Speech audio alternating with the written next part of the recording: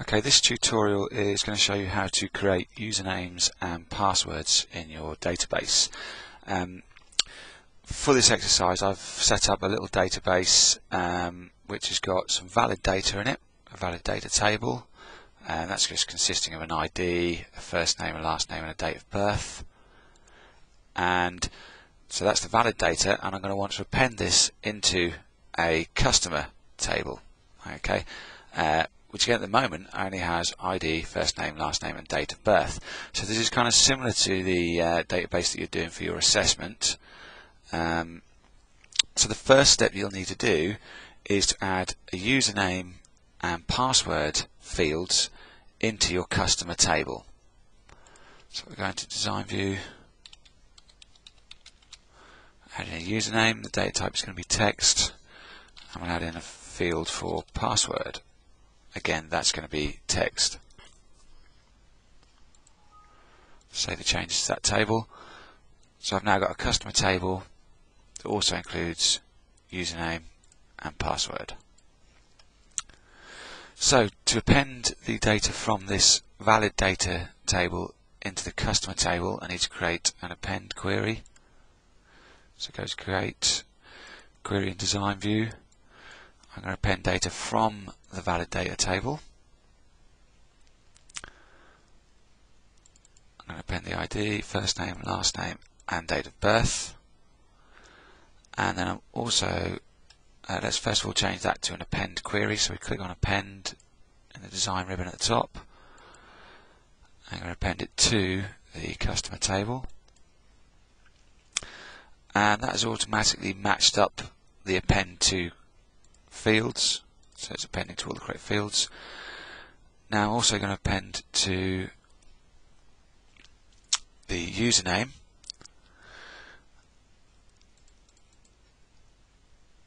and I'm going to make this nice and wide so you can see the code that we're going to put in here. So we're going to create a username based on information that we've got in the valid data table. So this is going to be the username, okay, and then a colon. So the first thing I'm going to do is I'm going to take the first initial of the first name. So to do that we put in left, open a bracket, then a square bracket, we put in the first name field, and that's got to be spelled accurately. Okay, so that's the first name field. And I'm only going to take the first letter of that from the left. So I put comma 1 and then close off the brackets. So this little piece of code here is it's looking at the first name field and it's going to take the first letter from the left, so the first initial. Okay, I'm going to add to that in the username. I'm going to put the whole of the last name. So we just put in square brackets the last name field. And then there's quite a strong possibility that I might have users with the same initial and last name, and obviously a username needs to be unique.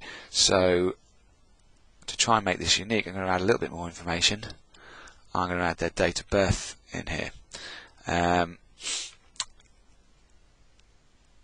So if I put in the field, and in this case it's called DOB. Now, with the usernames are often shown to lots of people, and users might not want everybody to know what year they were born. So if it was part of their username, it would be sort of public knowledge. So for that reason, I'm going to format the date of birth, and I'm just going to take out the day and the month. So I'm actually removing the year from it.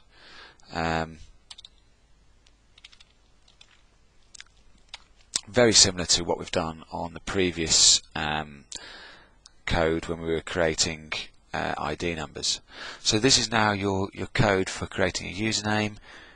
You've got the first initial of their first name, you've got the whole of the last name, and then you've got the day and the month from their date of birth. Okay, before I run this query, I'm going to have a go at the next one.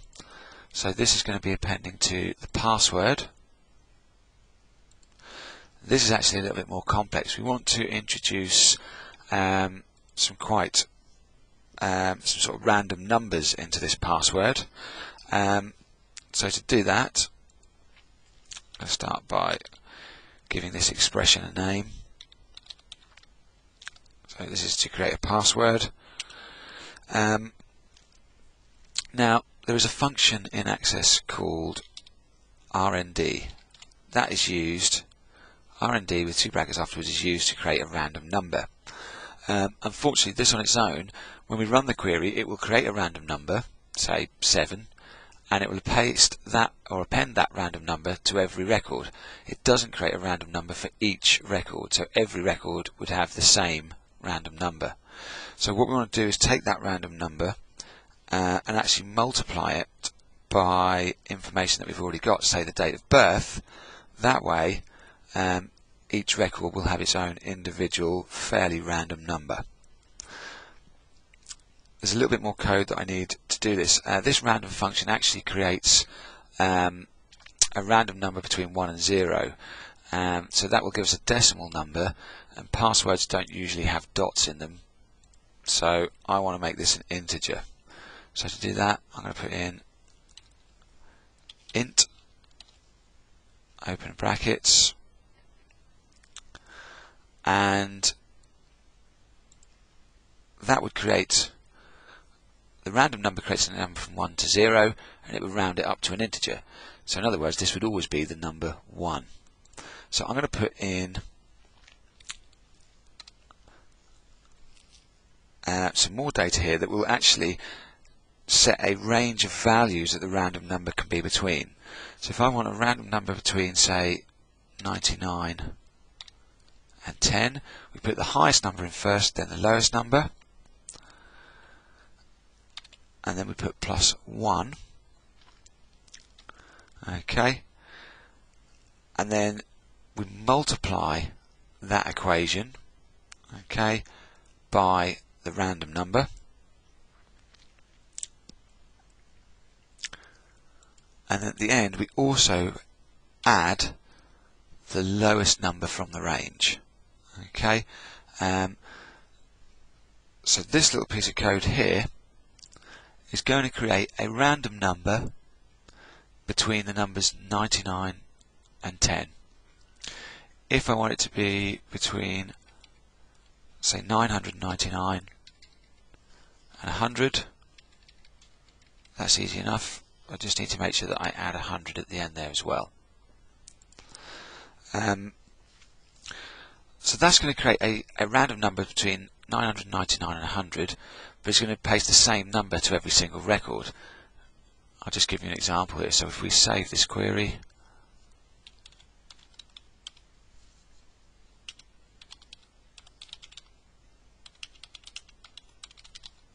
give it a suitable name. If I run the query, it looks like I've spelt something wrong. This suggests that the last name field was actually spelt wrong, so I just need to quickly amend that. Yep, I've spelt it wrong there. So again, as I mentioned earlier, all your spellings need to be completely accurate, otherwise it won't find the right fields. This time it's worked. And if I look into the customers, the username is created nicely from the initial and surname and the day and the month. You can see how that's worked for each one. So that's suitable usernames. The password has generated a random number, but it's added the same random number to each record.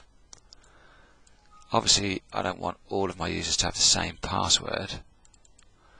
Before I continue, I'll just delete all the records there. So to try and make this a bit more random, I'm going to take that random number that generates, I'm going to use that to then multiply that random number by the user's date of birth. I'm just going to use again the day and the month. So just as I did on the previous username one, we're putting in format, the date of birth field, and then just selecting DDMM just to pull out the day and the month values from that date of birth field. Close off the two brackets there. So this will now, if I save this and run this query, it appends 6 rows. And you can see here that they've got fairly random passwords now. So it's taken, it's picked a random number and it's multiplied